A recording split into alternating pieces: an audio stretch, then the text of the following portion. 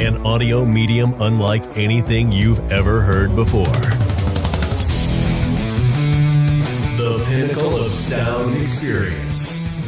Jacked and Canned. Featuring John Tessman and Colby Tyler. A place where you will get the information you crave and hear about the topics that you love. Presented by themselves. Coming to you from the basement, bar, and the bedroom. Sponsored by no one. Jacked and Canned.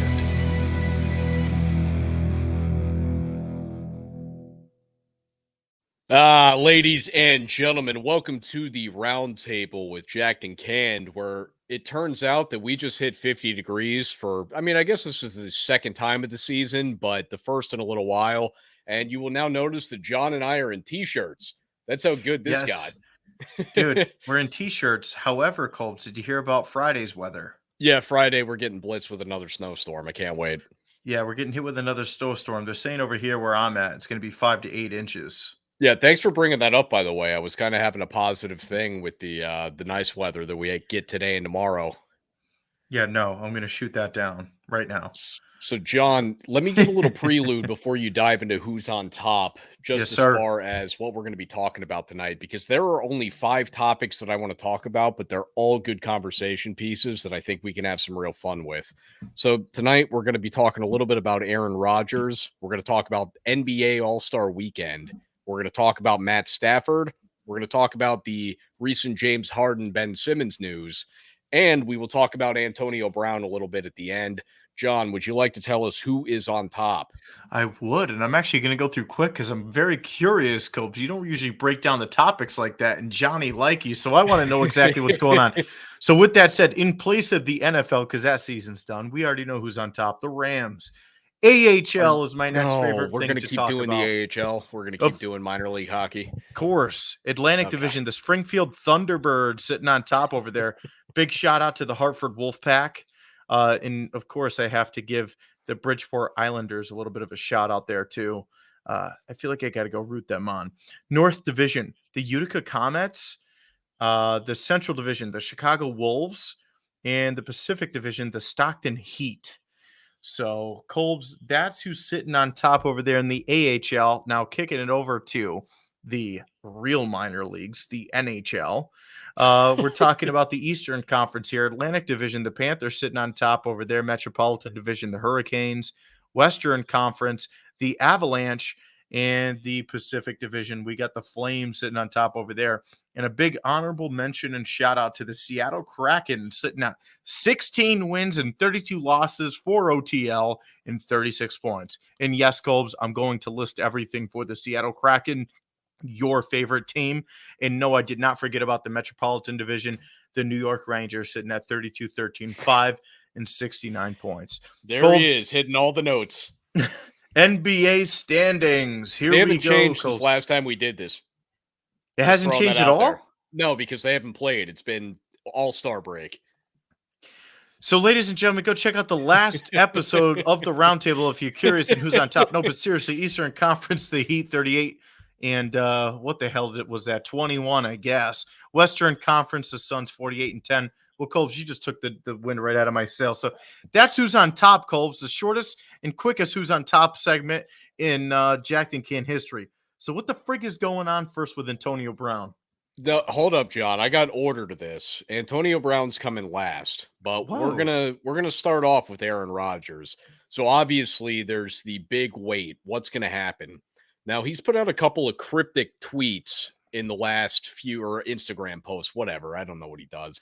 But he's put out some posts recently, and I want to skip forward because he did a thank you to his recently broken up with, I think it was fiance. I don't think they had been married, but he had broken up, or she had broken up with him, whatever the case may be. He gave a large thank you to her, and then gave a massive thank you to the teammates. And I'm going to go ahead and actually read this, John.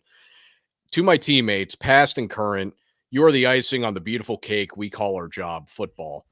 The friendships that we have will transcend our collective time in this game, and I am so thankful for the role that each of you played in making my life that much better. I love you guys and cherish the memories we've made. John, it sounds to me a lot like, I mean, this is one of two things, right? This is either Aaron Rodgers is retiring or Aaron Rodgers is leaving, getting the hell out of Green Bay. That does not sound like I'm going to be back next year. That does not sound like he's going to be back at all next year. That's almost like a... That's what I thought too. And I find this one interesting because Aaron Rodgers has always had the personality of somebody that he wants to be different. He wants to stand out. And he is a little bit of, I don't even want to say an attention seeker, but I think that he likes to promote drama, even if it's just based around him and it doesn't necessarily involve him. So to me, that sounds a lot like a retirement thank you said, especially considering that he sent one out also towards his recent ex lover. I don't know what to really call her. So I look at this and I think to myself that this sounds to me like Aaron Rodgers wants to move on with his life from football altogether. But it's Aaron Rodgers, so we never know exactly what he's actually got on his mind. I mean, it seems like all points or all signs point towards that if he does leave Green Bay and stays in the NFL, that he's going to end up being a Denver Bronco. That seems to be the thing that is most likely anyway. I'm sure that there's other options, but you know that because he has to get traded, he's not going to find himself in an NFC team. There's no way Green Bay is going to send him to San Francisco. There's no way that they're going to send him to Tampa or New Orleans. Aaron Rodgers will not be in the NFC next year if he's not in Green Bay. But to me, I look at this specific message and I say, that sounds to me like a man that's saying goodbye. That sounds like a man that's saying goodbye to NFL. Colbs, he might be done too. What is going to happen here if Brady and Rodgers retire the same offseason? I mean, the NFC is going to be much more wide open. Is it the Cowboys' year? Hell, John, it might be, because that's been where the Cowboys have had their struggles, is getting past the likes of a Tom Brady and Aaron Rodgers, getting past the guys that have been the top of the NFC crop for the last couple of decades. Does Seattle dominate once again? Oh my God. It does open the door for Seattle to get better as long as we can get a damn offensive line. But John, in all seriousness, I look at this and we're looking at one of the most prolific NFL careers that we have ever witnessed. As I say, the ball coming out of the hand, he is one of the top three guys. It's Mahomes, him, and Marino. Those are the three guys for me. Elway's a close fourth. But when I look at the career that he's had, and I'm like, man, I know he wants that second ring so bad, but he just went 13-3, 3 straight years in Green Bay, and came away with not even a Super Bowl appearance. And I have been thinking this whole time he's just pissed off that he's in Green Bay still going through this. But what if it is more? What if it is something where he's just done with football altogether? And he's one of these guys, like, he visited the Dalai Lama. He's hosted Jeopardy. He's done all sorts of things outside of football now because he wants to prove himself to be this greater than football intellectual creature. And that's fine if that's what he wants to do. I'm not going to judge him for it. But he is the kind of person that I could see saying, you know what, I gave it my shot and I'm done. And to me, that really sounds more like a retirement than it does a moving to a different team scenario. 100%. I agree with you there. So I guess this offseason is going to be a little interesting because there's still a lot of people going around saying, hey, Tom Brady isn't done just yet. And now the Aaron Rodgers thing that just yeah. And Tom Brady's never done. And now with that situation with Aaron Rodgers, now what would be kind of funny for me personally, right? I'm not like a diehard fan, but I really do like football, and I've been picking up on it more and more as the years have gone on. And just through our conversations, Coach, but what would be really cool to see is if Aaron Rodgers does retire and just something absolutely freaking random happens. Like Phillip Rivers is like, hey, I'm back. And then you see Phillip Rivers is he's and then you hear back. Tom Brady, hey, I'm back. And then Rodgers is like, well, crap, then I guess I can't leave. Then I have to come Big back. Ben comes back too. All of a sudden, we just have a whole bunch of 45-year-old quarterbacks on the field. People want it. People want it. I know I want it. I want it. I'll be honest. I didn't know how much I didn't like change as far as quarterbacks go until all these guys started retiring. Granted, I'm not pissed that Big Ben's gone now, but I do miss Phillip Rivers, and I miss Tom Brady like hell already, and I actually haven't seen NFL without Tom Brady yet. I still miss it. There's no part of any of this that I actually like from Tom Brady. And if Aaron Rodgers leaves too, that's two of the best quarterbacks of all time that we no longer get to watch on a week in, week out basis. That to me is depressing, John. I know this is on a completely different level, but just people being out of the game where it was like much too early. Todd Gurley. I don't know why I was just thinking about it the other day, but I so badly wanted to see him come back. I feel like he does have something at least to contribute. Cobes, his drop off, yes, there was one there, but I mean, he played in The 2020. drop off was because of being plagued by injury. It wasn't necessarily a lack of talent. Todd Gurley could still play right now. It's just that he can't stay healthy. There's something that is incredibly wrong with something in his, I don't know if it's knee, ankle, foot, a mixture of all of it. Yeah, they were but saying Todd arthritis. Gurley has lost all the things that he was talented at coming into the league. Yeah, they were saying that he actually has arthritis. And he had that at like 25. I'm like, damn, dude. Well, that's what happens when you play in the SEC and you're just running around there banging your body off these NFL to be guys when you're, 20 years old. You get into the NFL and you're already done. You're spent. True. So, well, shout out to Todd Gurley, and I'm going to hold out some hope. And if Adrian Peterson could do it, maybe he'll come back to, if not this year, maybe next year. Coles, what's your next topic, homie? Next one is going to be NBA All-Star Weekend, John. And, I'll be honest, I don't care about the dunk contest. It's gone so far downhill. What's up with that? I didn't watch it, John, and I don't care about it. I think Obi Toppin won, but I'm not even 100% sure. But I had nothing to do with it. I have no interest in it. It just, they took away star power because stars don't want to hurt themselves or make themselves look bad by participating in it. So now you just get a whole bunch of 21-year-old kids and you don't know who they are for the most part. So I'm all set with the dunk contest. Karl Anthony Towns won the 3-point contest, which this is the first time I think that a center has won the 3-point contest. And granted, Karl Anthony Towns isn't even somebody that's like a super notably great 3-point shooter. He's not bad at it, just it was something that kind of threw me off, but even that wasn't all that interesting. The All-Star Weekend took place in Cleveland, and I actually had forgotten that, so I didn't get a chance to watch the game live, but I did get a chance to watch it afterwards. I went back and watched it on YouTube because after it hit me, oh shit, they played in Cleveland. I have to go check this out because obviously LeBron's there. LeBron in Cleveland gets good reception, so I had to go check it out as a fan. Now, they did the NBA All 75, where the NBA has been around now for 75 years. So they brought what they consider to be their 75 best players of all time, did a whole ceremony for it and everything. It was really cool. Obviously headlined by LeBron and Michael Jordan. Just awesome as far as how they rolled that out. You got to see the starting lineups announced and LeBron getting announced coming back into, I think it's still Quicken Loans Arena there in Cleveland. It was so cool, John. I had a blast watching it, but John, so it was Team LeBron and Team Durant, and Team LeBron is now 5-0 in All-Star games since they changed the format from East versus West to the top two vote receiving people, All-Stars, essentially drafting their own teams. And LeBron drafted Steph Curry, and I hate Steph Curry, but Steph Curry and LeBron James playing together, oh my God. That is unstoppable, man. That cheat Did it look code. good? Oh, it looks so good, man. Steph Curry went like 16 for 23 from 3-point range. He was hitting them from wherever the hell he felt like taking the shot from. LeBron was just taking easy dunks left and right because A, it's the All-Star game and there's not a lot of defense. But B, Steph was setting him up and LeBron was setting him up. They were playing off each other so well. I was like, shit. Like, I've always wondered what I would do if LeBron and Steph ended up playing together on a team, because I've always said I don't know if I could get over my hate for Steph to actually root for him. You could, but I think I could after watching that. I'm like, damn, that was really cool to see. That was something else. And granted, I always thought the same thing with LeBron and Durant too. I always thought that Durant would be a phenomenal teammate for LeBron just because they do a lot of the same things, and Durant's such a great shooter, which is what LeBron always needs.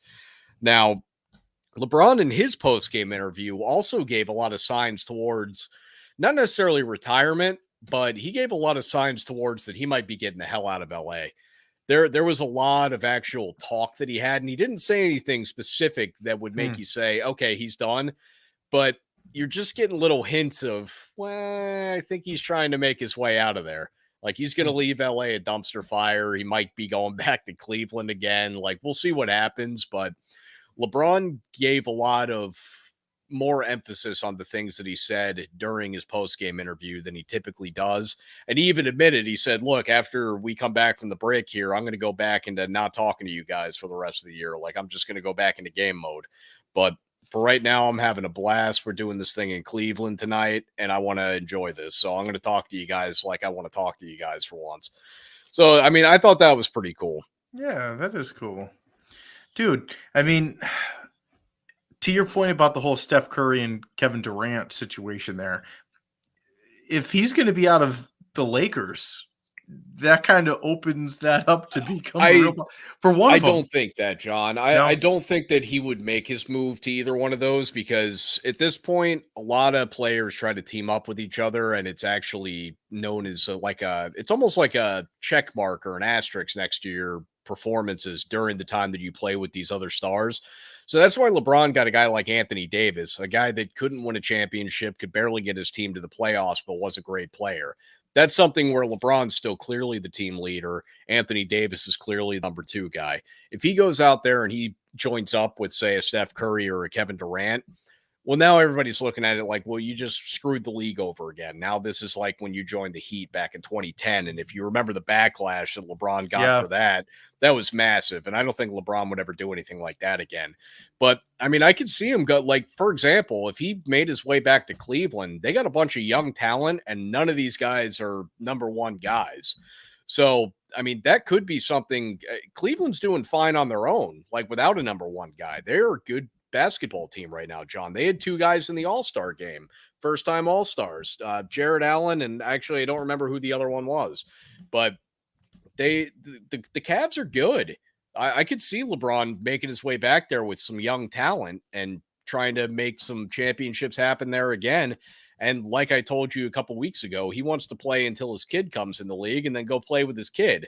The thing that I think is funny is that he's probably going to end up playing somewhere ridiculous when his kid gets drafted, because who knows when like his kid will get drafted number 1 just because they know they get LeBron for a season or 2. Because apparently Bronny's not actually that level of good. But if you know you're getting LeBron for a season, you could win a title. Like we're going to see LeBron being in like Sacramento or something stupid. Like, it's going to be funny, but hey, I'm here for it. Dude, that would be interesting to see. He just goes to a complete schlub of a team. I'm down with it. He's going to play with his kid. And then he'll go to the Knicks. It'll probably, I think it's going to be the first time in history of sports that a father and son have both been in the league at the same time. He could go to the Knicks. They could go to the Knicks. I mean, the Knicks are up and down. If they happen to be down the year that Bronny's in the draft, then well, welcome to New York. See, it's cool that the NBA, they get to do something like the MLB. A couple times you get some father-son duos playing together in the same game. Oh, that's right. It does happen occasionally in baseball. Yeah, it happens over there, but not too much in, obviously, it doesn't really happen at all in football. Has it ever? I mean, is there any notable names? No, I mean, there's been fathers and sons that have played in football, but not at the same time. At the same time, yeah. Yeah, I mean, the Mannings have done it. The Golics have done it. The Longs have done it. There's been several instances of fathers and sons. Hell, we had like 3 corners drafted this year that I watched all their dads play. Not at the same time, though, huh? Yeah, exactly. Like Asante Samuel Jr., he got drafted this year, but his dad's out of the league. We saw, Michael Pittman, the receiver over there in Indy. He's been in the league a couple years now. His dad won the Super Bowl with the 02 Bucks. Like, I remember him, but he ain't playing. Well, all we need is the older Anderson brothers, the kickers, to come back and hopefully. John, I don't think they were related. You keep calling them the Anderson brothers, but I don't even think they spelled Anderson the same way. I think one was an E-N and one was an O-N. That's awesome. This whole time I thought they were bros. No, pretty sure they were not related at all. Well, fair enough, man. Fair enough. All right, John, you ready for topic 3? Hell yeah. Matt Stafford. Is he a Hall of Famer? I asked you that a while back. Remember that a few episodes ago? And I said, Colbs, if he continues to do this and if he ends up winning the Super Bowl, But is Matt Stafford now going he to be? has won a Super Bowl. What do you think, Is John? he going to be a Hall of Famer? I remember I asked that. Yeah, I And, remember you asking me that too. But now he's yeah. won the Super Bowl. I want to know how it's changed. Oh no, yeah. I'm saying yeah. Why? He off of just right now, is he a Hall of Famer if he retires? No. Will he be a Hall of Famer? Yes. He's not So done. do He's you going to be. do He's you going to make the win another assumption one. that he's gonna okay, so you're making the assumption that he's gonna win more. Absolutely. Okay. I am with you that if he retires right now, that no, he is not a Hall of Famer. And I don't think that he's going to win anymore. I think that LA has already Oof. spent as much money as they physically possibly can. I think they will continue to do everything they can within their power to maintain as many of these star players as they can because they do have a ton of them. But they're not going to be able to keep all these guys. Like you paid Aaron Donald, you've got Matt Stafford on his massive contract. You're going to have to give Cooper Kupp a lot more money. And after that, Cooper's going to need a lot. Cooper Kupp's going to need all the money. Yeah, everything you got left. So you're going to see that offensive line now that Whitworth's getting out of the league. That's going to make their line less. You're going to start seeing guys like Jalen Ramsey make their way out of there. Odell Beckham, I'm sure, is going to go find more money somewhere else. I don't think that you're going to see a lot of the star power in Los Angeles that you've seen over the last couple of years. And I think that Matt Stafford has done all the winning that he's going to do as far as relevant winning goes. And I think even though the stat sheet will tell you that Matt Stafford is a top 10 quarterback of all time, the stat sheet is a little bit influxed by the fact that quarterbacks in today's era just naturally have a lot more to them. Like Ryan Fitzpatrick is one of the top 35 passers of all time by yardage. Ryan Fitzpatrick is not a Hall of Famer. I think he's 38th, actually, if I'm not mistaken. I don't want to nerd out too hard on you, but I'm pretty sure he's 38th all time. Well, you got me excited with that.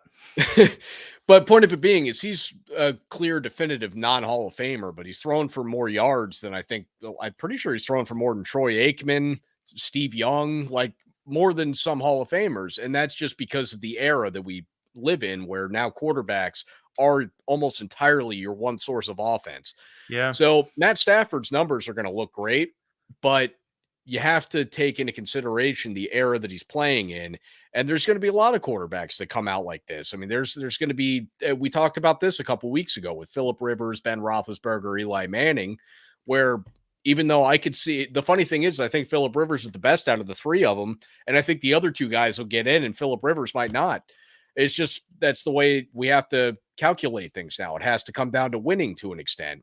And Matt Stafford, other than this season, has not won. I don't think he had won a singular playoff game his whole career. So he will be a Hall of Famer because he's not done. That's all I got to say with that, man. He is not done. He is 100% not done. And Colbs, he doesn't even have to stay with the Rams. He could go elsewhere in a couple of seasons, and it will be a team that's even undetermined. Well, and keep in mind his age too, John. I think he's 34 at this point. Like, he doesn't have a whole ton left in him. He had a lot of injuries throughout the earlier parts of his career. He's not going to be a guy that plays till he's 45. Oh, not 45. It doesn't take 45. I don't know if he's going to play till he's 38, John. I do. Oh, yeah. Yeah. Okay. He'll do it. He's going to get it done, Colbs. A couple years back from now, we're going to remember this very episode. I'm going to say, Colbs, remember 2222? You're going to go, what about 2222? 2222? That's what we're going to be talking about, Colbs. Okay. Fair enough. So, John, we'll move on to the fourth subject here. I think we can agree to disagree on topic 3. But we're going to move over to the James Harden, Ben Simmons trade in the NBA. So, Ben Simmons finally makes his way out of Philly, and James Harden, as I had told you, was looking to make his way out of Brooklyn, which, to be honest, it seems like a strange move because I'd feel pretty tidy up there if I was playing with KD and Kyrie Irving. But hey, he wanted out. So he's out now and he's in Philly. And granted, Philly has a good team. Joel Embiid is somebody that's in the running for MVP this year. So this could really work out for Philly. It very well might. But when I look at this, I think this is a win for both rosters because Philly gets something that they need, and a player that's going to just simply play. Because Ben Simmons, he hasn't played all year because he had his feelings hurt. So, and by the way, I don't think that that's a knock against him. I think it's fine that he decided, hey, Phil, like the whole city of Philadelphia was just shitting on him the entire offseason. I wouldn't play either. I'd be like, no, you know what? Get me the hell out of here. So, but for Philly, they now not only have a player that's going to play, which is obviously better than a player that's not going to play, but they have a guy that does the things that Philadelphia needs, which is a guy that can get his own shot at star power level. Because Joel Embiid has been essentially all of their offense. And Joel Embiid is a center. And in today's NBA, you can't just run your whole team through your center. You just can't. I know that Joel is really good, but they needed a wing presence that James Harden's going to provide for them. He can do everything from hit the three to getting to the rim and getting fouled every goddamn time. And even though it's frustrating and it's hard to watch, it's great for that team and that organization. And I think you're going to see a real mixture between James Harden and Joel Embiid, and that's going to really propel Philadelphia to being a top, I almost said AFC, Eastern Conference contender. So I think that that's going to benefit them. Conversely, Ben Simmons in Brooklyn, well, guess what Brooklyn has? They have Kevin Durant. They have Kyrie Irving. These are guys that can shoot the ball. These are guys that could probably use somebody else handling the ball so they can go run around and give themselves the space off the ball occasionally, because both those guys can take the ball, dribble it up court themselves, and pull up wherever they feel like it. But having a Ben Simmons type guy on the roster, that's going to be a guy that can run the point. And Ben Simmons isn't going to shoot the ball. He's going to be able to find wherever KD is, wherever Kyrie is. He's going to be able to hit him cut into the hoop. He's going to be able to hit them when they're running around the perimeter, getting open at the 3-point line. He's going to be able to find them wherever they are open. And I think that benefits them. Plus, it gives them a wing defender that they have desperately needed because Brooklyn's defense has been garbage for 2 years. So this is going to be one of the top perimeter defenders in the NBA. I think this benefits both rosters significantly.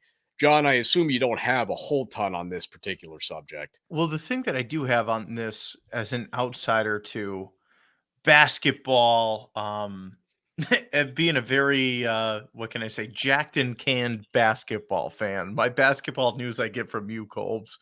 So the other jacked and canned basketball fans out there will probably agree with me with this. What the hell's going on with James Harden? It feels like he's like requesting to be traded or requesting to leave teams every so often. Like, yeah, like every 2 years. Yeah, it does kind of feel like that, doesn't it? It that's what it feels like as an outsider. Yes, it is. Like, is it his performance? Is he not meshing with anybody else? Like, that's what it is. He's not meshing well with the players that he's been put with.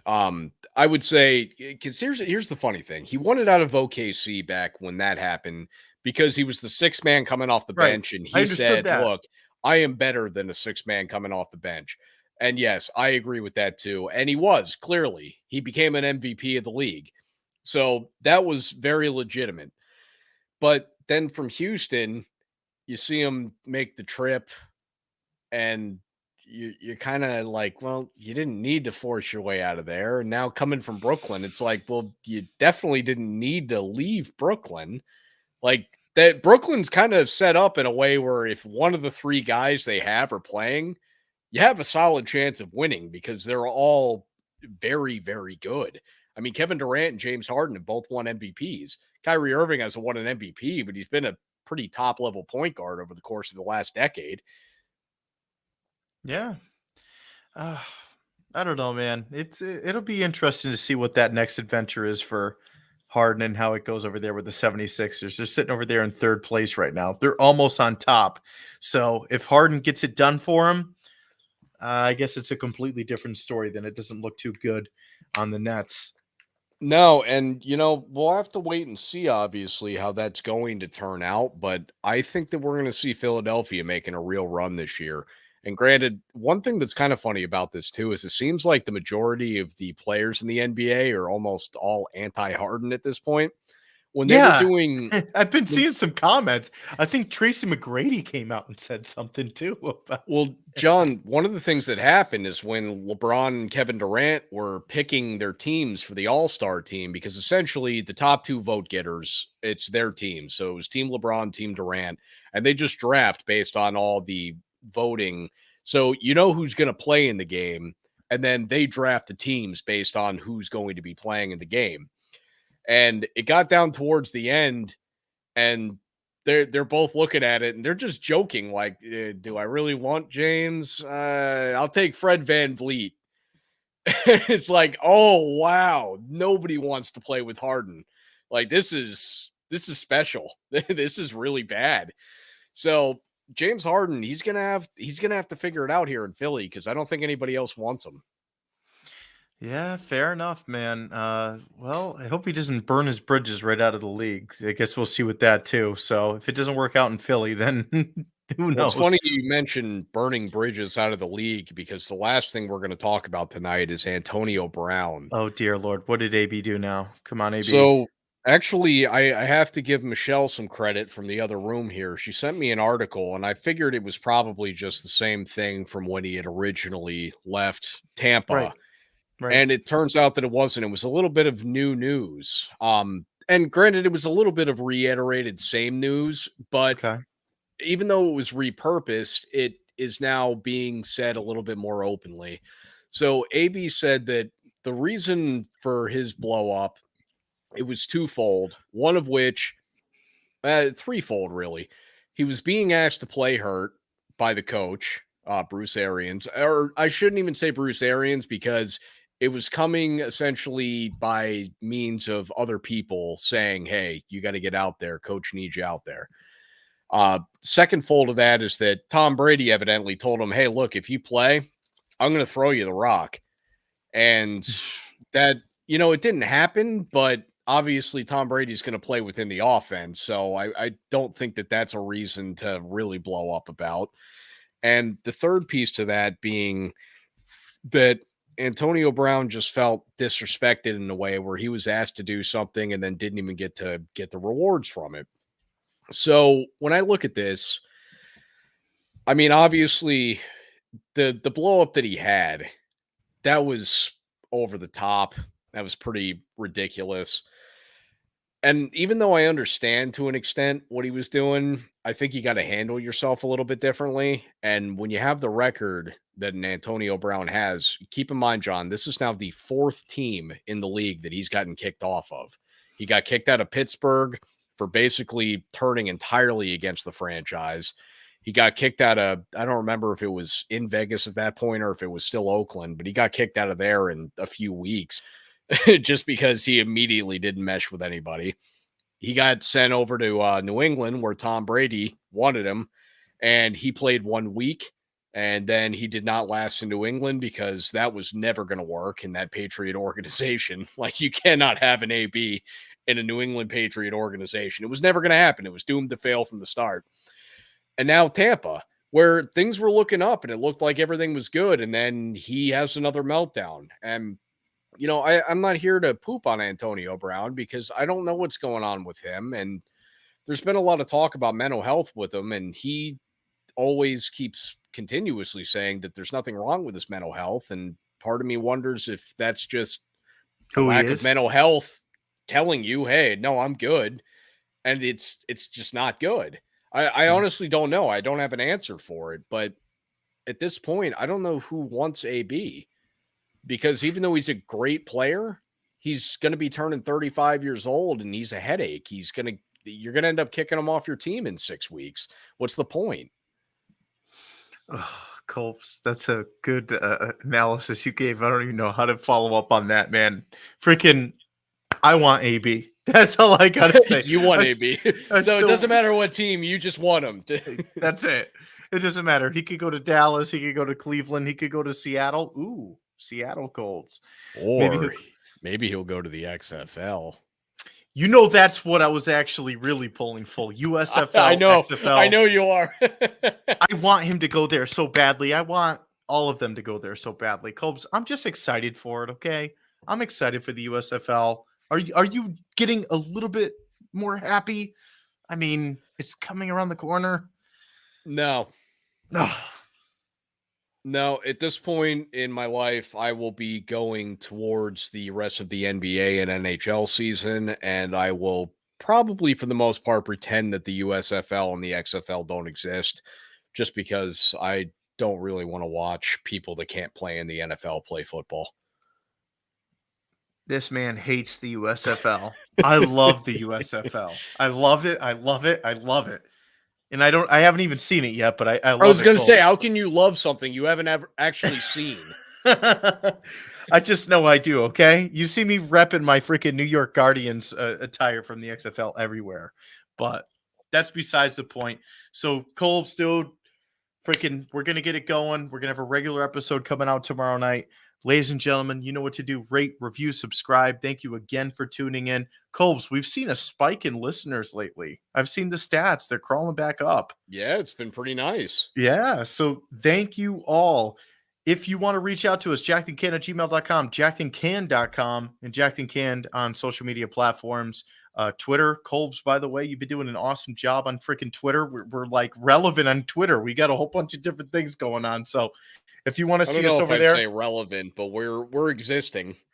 Existing. I like that. We're becoming relevant. There we go. I kind of like that. So, ladies and gents, this has been another episode of Jacked and Canned.